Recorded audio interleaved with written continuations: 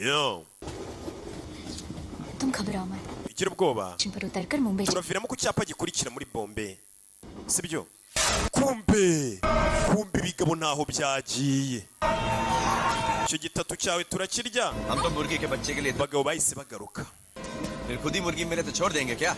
Bashakaga ubukoko buto urumva tubonye inkoko nkuru yo twayanga. Vayo hano. Nyagasani. Umukobwa yarakubiswe uwo munsi. Cyagiye sheri we yagiye mu Bwongereza. Umukobwa yahuye n'ibirara. Wamfashije.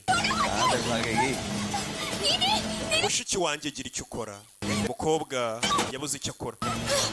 Ngira gutyo yumva ikibati inyuma.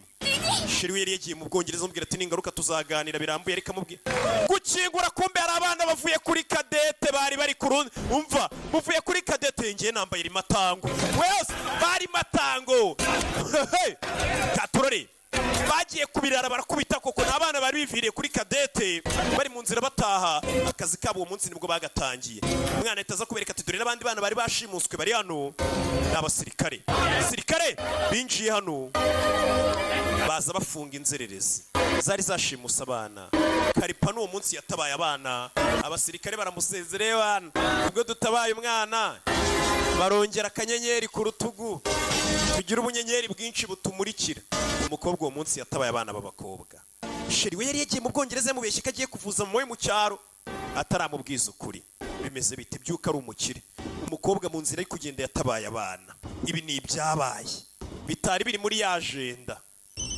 tubashije kumenya umukobwa ari hano telefone katorori